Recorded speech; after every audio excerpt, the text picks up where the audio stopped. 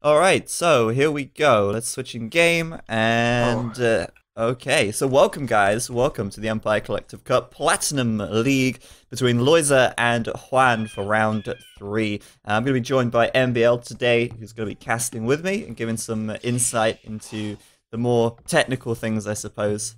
You're like a CSGO analyst. Well, I guess. Yeah, down to the south of the map in the purple, we've got Juan, and he's playing as the Celts. And up to the sort of northwest in the green, we've got Lojza playing as the Britons. So once again, non-mirror civs for game 1 here, since the 4 civs that we talk about like every time are banned. And the map is Knolls. So what do you think to this map?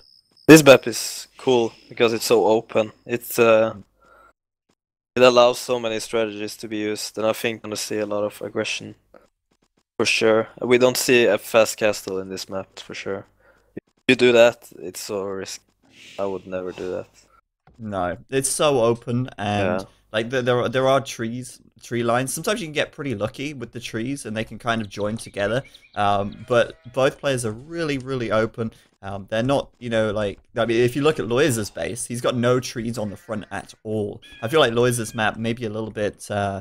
Well, I've not really looked in depth yet, but Lojza's map with no tree line on the front might make him want to play more aggressively in this situation. Since I don't know, actually, his gold's sort of towards the back there, which isn't too bad. Yeah, it's a pretty easy defendable map. Easy defendable wood and the gold and the berries. Everything is so easy to defend. So if Juan decided to rush Lojza, he couldn't really hurt him. He can't really hurt him. So Celts in this position is not really something, not really good for Juan. And I think if Juan bots this, if he might call a restart. He doesn't have a very good wood line either, so.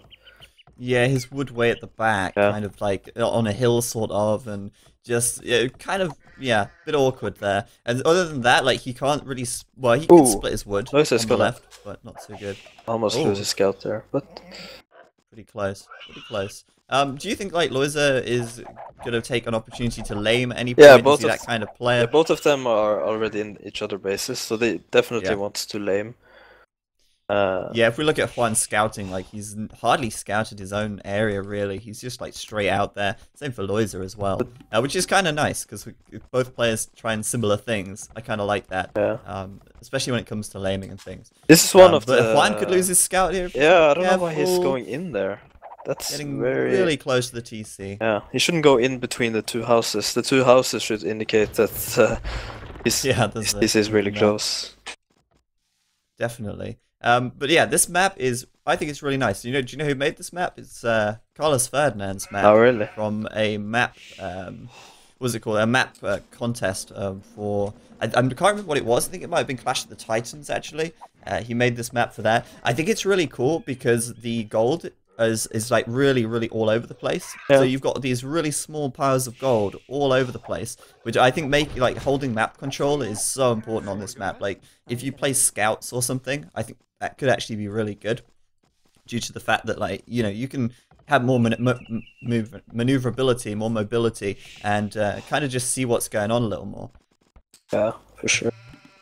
But I like to go random. I mean Mongols in these packs because it opens up for so much. Like you see the map, which map it is, kind of immediately because of the scouting bonus, and then you can go for the lane pretty fast, and you can easily find the opponent's boar and steal it. So yeah, that's something that's actually overlooked quite a lot, I think. Like when I've cast with Res and stuff in the past, we always talk about how the Mongol hunt bonus is really good for the early game if you want to go into scouts or if you to get a fast feudal time.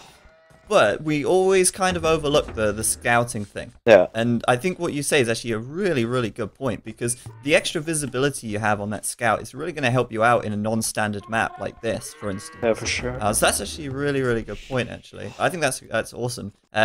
So right now we got Lojza doing the rush, and Juan here is looking for a fast feudal. Do you think maybe he'll do a fast feudal and then go for man-at-arms, or do you think, two villagers going over to gold? It certainly looks like that. And Lojza back at home he's going to get the drush guy. Now, in this situation, what do you think is stronger? Do you think doing 3 militia and then drushing like now is stronger than doing man-at-arms? Maybe, but like each civ has their own playstyle, and I think Kelt's gonna have men-at-arms. They're gonna run fast around his base still. Yes. And he can easily catch his drush with the men-at-arms. Also, I think because the move speed increase is like kind of huge for them, isn't it? It is, and I also think Juan probably wants to go forward and tower up at Lojza's base with the men-at-arms. Okay. Yeah, you could do that. That's actually something we've seen quite a lot in this tournament and on this map as well. I know 8th Wonder, for instance, is and Tato, they play really, really aggressively when they played against the Tyrant players. And it seemed to work really well for them. But Lojza here, like with his drush being inside of Juan's base, I think it might be a situation here where if Juan can just kind of wall his villagers into his resources, then he might decide to just go and counterattack rather than actually attack this drush head on. Yeah. It looks like he's gonna fight the drush. Oh no, he's gonna fight it, okay. Well, that's interesting.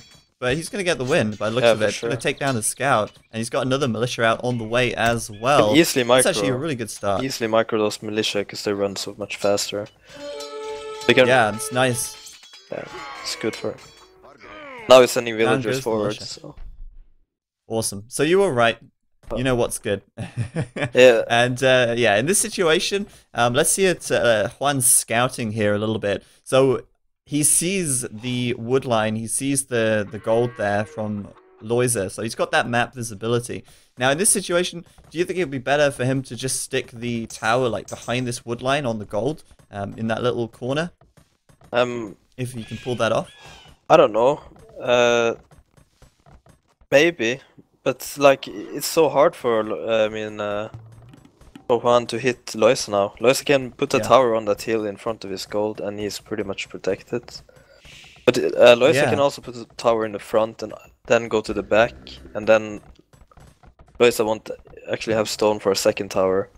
Yeah, actually, this tower here is actually pretty good because it will cover that stone there. Yeah. And if Juan can get in through the wall, that would be great. But of course, Lojza coming in with the repairer, he's going to get that wall repaired up so that those guys cannot break through. And of course, his tower will go up first as well. So a really easily defended situation there. Yeah, but for Lojza. now you see he doesn't have stone access, and he will move back on that wood, and then he will hit the gold anyway. While Lojza's tower can't hit Juan's tower. So that's gonna be pretty good for him. But yeah, that will hit the guys on the left. The guys on the right might still be able to take gold though. But bear in mind, Lojza also has gold at the back of the map, and he should have scouted that. So he can move his villagers away from the gold and still take that quite comfortably. Yeah. But you're right, he will be able to push him away from his main gold now. As far as the stone's concerned, yeah, that's pretty locked off from Lojza at this point in time. But I think the wood is going to be safe here. That's going to be all good for him. And other than that, I mean, that's actually kind of awkward in a sense, because this wood line here on the left side is now, you know, he can't lumber camp there. He's got to basically only take this single wood line. Yeah. Kind of annoying, I suppose. But I think still Lojza is in pretty good position because he's making archers now, and Juan hasn't really responded with any archery range or anything. So he has only men-at-arms, which can't do anything against his archers. He is doing an archery range now, and he's continuing to take stone as well with 2 villagers. So potentially another tower to come up, but if not another tower, then obviously he's just going to have that 200 stone there for when he gets to the castle age, if he gets to the castle age at some point. But no, I think maybe, you know, he might end up doing a defensive tower or something like that if Lojza counters attack with these archers now. Lojza probably going to be quite strong, and obviously Juan here going into skirms since they are better for defensive purposes. People want me to put team colors on? Okay, well, I'll do that. So we got Lojza in the red now, and Juan in the blue, because green is apparently too hard to see on the minimap. Okay, I'll do the same then. Okay. So yeah, Lojza in the red now. Lojza's also doing skirms at this point, probably because he's been pushed away from gold a little bit. And he's actually going to mill those berries at the back. Do you think he's doing that to maybe clear the berries from the gold? Yeah. I doubt it. I think so. You think so? Okay. Oh, but men at arms are coming in just as he base. Yeah, they're gonna find a villager there, but they will escape. And of course, I mean that's one of the biggest problems with men at arms, really, isn't it? Their slow speed means that villagers can just get away. Even with the Celts having that speed bonus there, they're still not quite able to catch the villagers, and Lojza's gonna be absolutely fine defending with a few archers and skirms. So right now, what do you think is the best play for Juan at this point? Obviously, he's got Lojza counter-attacking. Well, he's not putting enough aggression to Lojza, in my opinion. He can't let this go into Castle Age, because then he's gonna get destroyed by the Britain range. archers. Yeah. So, I mean, I was talking to Viper about this not long back, and he said, like, the Britons are so good when they get castle, when they get up, because they get like a power spike almost, just by that range advantage. Yeah. And, you know, you're able to micro them better, and as the Celts, they don't really have much to answer to that either. I mean, they could, I suppose, go for mangonels, but it does become that much easier to deal with mangonels as the Britons as well. Yeah. And Juan here, losing all those man-at-arms. And I think that was kind of almost wasteful for him. Those resources spent on those 4 man-at-arms there, and he achieved absolutely nothing with them, really. They switched positions, like if Juan had, if Lojza had Juan's map, then he would have been able to do a lot more damage with men-at-arms. But when Lojza has a map like this, he can't really do anything with men-at-arms. So yeah, going men-at-arms there was not a good. Yeah, Juan's being caught out on this left-hand side. Those villagers there having to run back towards Lojza, which is kind of where Lojza wants him at this point, I think. Going to the tower. 2 villagers down. Yeah. That's kind of bad for Juan, really. I mean, he's down by 2 villagers now. So up until that point, they were actually neck and neck in villager count. At this point, though, Lojza about to go up to the castle age, and it's probably due to the fact that Juan did do that man-at-arm upgrade. That I think he's probably slower here, and also he's invested more in skirms, so he's not quite had as much food left over. I think Lojza, once he goes castle, like you say, is going to be in a great position. Do you think maybe a forward siege workshop or something like that? He doesn't even need that. He just needs archers, and he's fine. Like, he can go do everything he wants with Lojza, you know. Big ballistic is better to invest in a siege workshop with Britons in the Castle Age. Okay, that's interesting. I think, well, in my opinion, I do think that it might be worthwhile doing a siege workshop because Juan's gone pure skirms. So obviously it's a little easier to deal with the skirms with a mangonel. I mean, it's really unlikely. Obviously he'll do a stable, so it's really just not really worth it as the Brits. So I don't know, maybe, but we'll have to wait and see. Obviously, it's nice to point out as well, though. I think that since the Britons do have that extra range, once they have bodkin arrow and crossbow, they can actually out-micro skirms, like, so well. Yeah. Just the extra range is huge against skirms.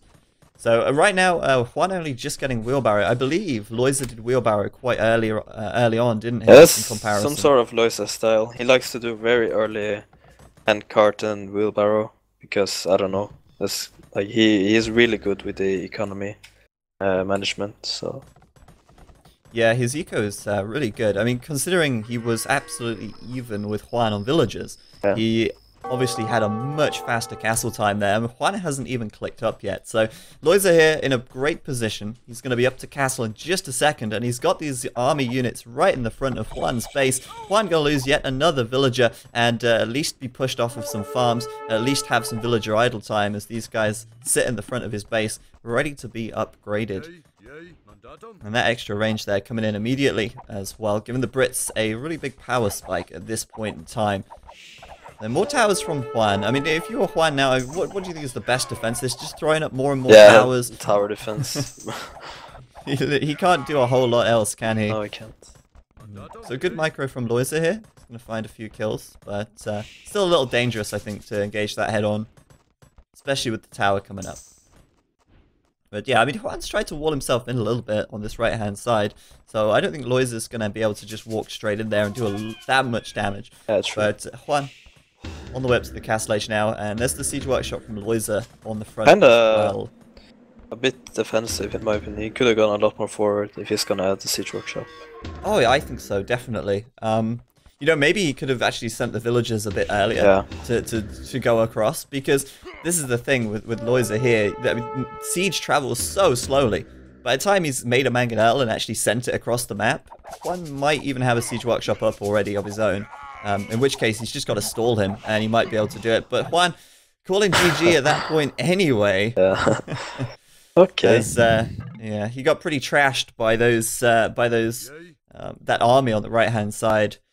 I guess really Juan there just felt like once his army was lost, Lojza was just going to have this huge advantage, which he could just push his eco.